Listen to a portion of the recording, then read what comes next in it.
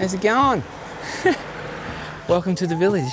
I don't know if it is actually a village, but that's what I call it. So this is New Brighton.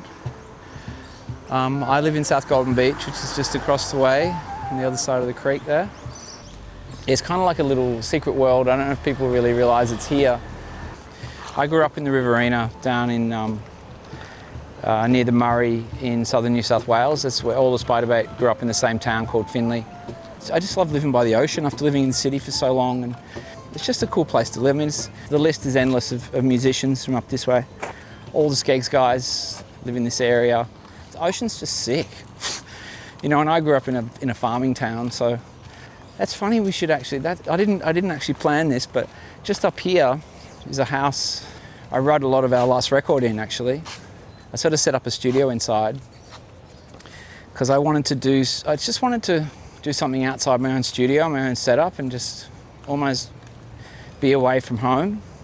I actually did the vocals there's this one song on our last record which we probably will play at Inverted Fest, which is called Reach for the Sky, which is kind of like my homage to British satanic metal, which I just love, stuff like Iron Maiden and shit, and Slayer. I did the vocals just behind this big tree there. There's this sort of like crow's nest, like a lookout. And our producer was living in LA, and he sent all the parts before we went back to LA to mix the records a few years ago now. He said, "Oh, just set it up anywhere, get yourself a good mic." And I set it up on that crow's nest, and I did the vocals to this song. It sounds like it was recorded in some dungeon in Norway in the middle of winter. It was actually recorded in tropical paradise, just behind that beautiful big Norfolk pines. That's where the drums were actually set up, just behind that window there in this little room. It's so weird. Temporary studio, something about it being temporary which makes me work harder. It's like having a hot rod in your car that you never take the cover off, you know. It's a bit like, whereas you rent one, you just cut sick. Don't you reckon? It's just the truth. I had a sports car for years, and it's just so cool, and it's just one of those. It's one of those funny rock star things to do. It's like, oh fuck, I'll buy a sports car. Yeah, let's go sick, you know. So at the time, I didn't actually have a license, and I pulled the blanket back, and it was just, oh my god, I fell in love with it. Suede leather dash, 2+2, beautiful early 1970s Italian Maserati in mint condition. Leather seats, went like the clappers. He's like, "Oh, you want to take it for a test drive?" I'm like, "Yeah, sure, man." No fucking license. And it was weird. I was in a weird space because, I mean, Black Betty had just gone to #1, and we'd made all this money, and it was all pretty weird. And I just had to do something rad and just stupid like that. Fortunately, I bought it the same day, and I said, "There's the money," and I drove it home with no license. I got to go for my license. I've just bought a car.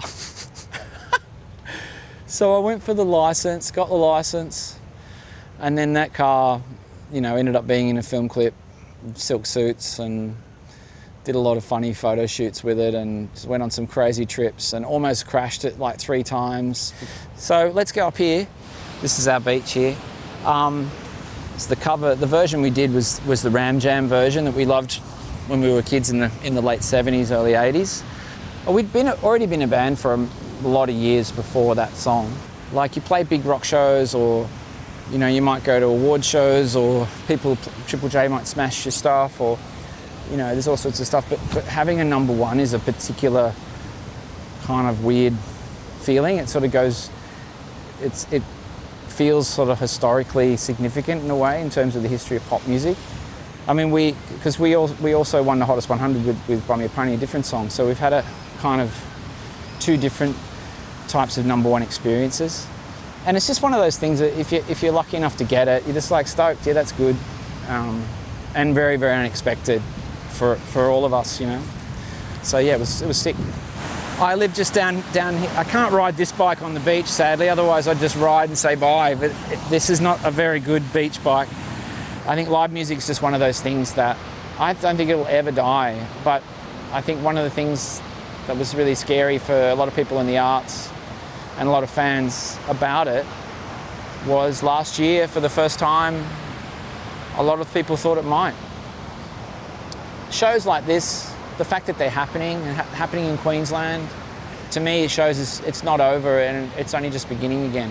And let's just hope it keeps going, and the more of these sort of shows there are, the better. My main thing was just how precious it is just to be alive and be able just doing this here with you, Ben, right now. Doing this gig. What the fuck, you know? All these bands playing that I really like with us and us with them. I don't think it's any coincidence that it's happening.